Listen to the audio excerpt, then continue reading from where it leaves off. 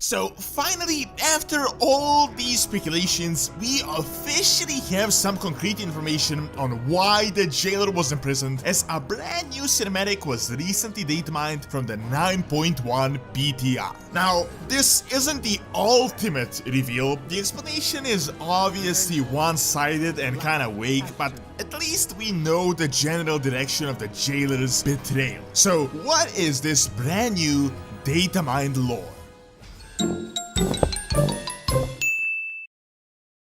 The center of this video is the latest data mine cinematic, obviously work in progress as is written on the screen, but official in-game cinematic and fully voice acted as well. We see all the currently active Eternal Ones, which are only the Winter Queen and Kirestia, convening in Oribos, similar to how they had done at the start of the Shadowlands, and they talk with Draka and Prince Renatal, representing the other two covenants. We see that Kirestia, as we already knew, obviously survived but was quite seriously wounded, and Draka, as a baby compared to the timeline of these eternal dead titans, asks kinda naively, what exactly is the jailer after? Why did he attack Bastion? Why does he want these keys? Now, the Winter Queen, in quite a bitter tone, says that long ago, the Eternal Ones were given a symbol of their covenants. Then, Zovaal saw these sigils as keys to forbidden knowledge. Kirestia adds that they had rebuked his heresy, and then Zovaal attempted to claim the keys by force, and ultimately, it was Primus of Maldraxxus that led them to victory in the Civil War, and for this treachery, the jailer was forever imprisoned within the maw and ultimately exiled. Then Prince Renatal says, however, even though he was bound, he still managed to find allies, which obviously brings us to the current situation. This is the extent of the current new information, but I gotta say this is definitely a one-sided story, quite vague, and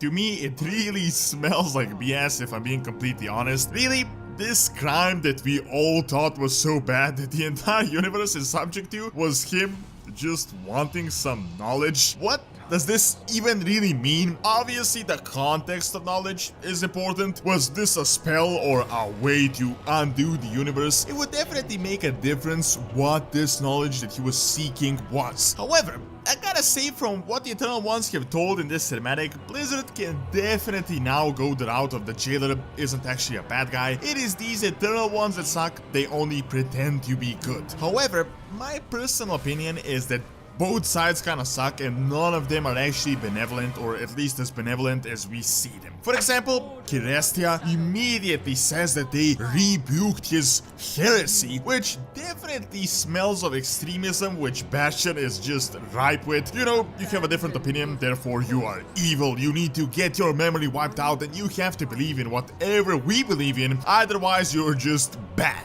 Obviously, these sigils will be a key part of 9.1, and it does seem like the ultimate sigil is the sigil of the Arbiter in Oribos, which the jailer wants to reclaim as the final prize. We also know, according to 9.1 spoilers, that these sigils open the sepulchre, which the jailer is also searching for. This much we already knew before the expansion was even released by the datamine staff through the messages of the Primus, but it does seem like this isn't obviously the sepulchre in Maldraxxus. Instead, from the info we have seen, only the keepers of Cortia know the location of this mystery, as well as the Primus, and I'm guessing Zovaal is like one step behind finding it as well.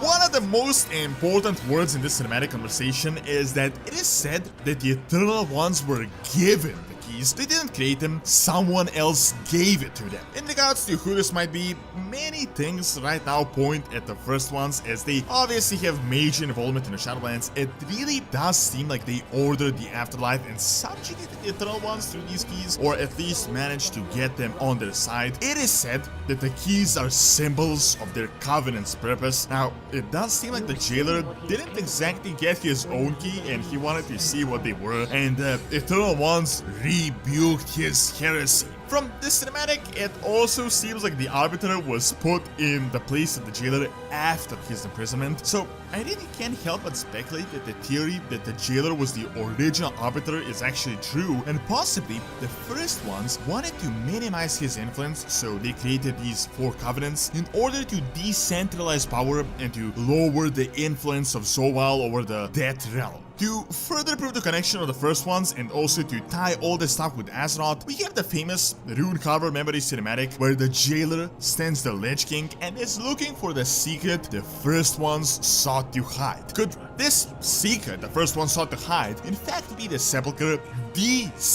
and could all of this really be related to Azeroth? I gotta say, at the moment, it really does seem highly likely, and all the recent hints are pointing at this. I don't see why else he would send the Lich King out of all the planets just to our planet. Maybe this was a 2-part plan, one to reach the sepulchre on Azeroth and to set the ground for that, and the other to free himself and to get the keys. Obviously, Ardenweald is connected to the Emerald Dream of Azeroth, one representing life, the other death, and this entire mechanism of the Shadowlands just seems to perpetrate this endless cycle of life and death that could possibly be artificially created, and many things from the recent book hint that it was actually artificially created. Could all of this be a setup in order to empower Azeroth and to feed all this energy into the sepulchre, aka the World Soul? Definitely overreaching a bit as we really don't have any concrete information, but seriously, with the new Elune lore, the Winter Queen connection, and this new cinematic, it really does seem like Azeroth is tied into all this stuff. It doesn't exactly look like Azeroth is just a simple titan.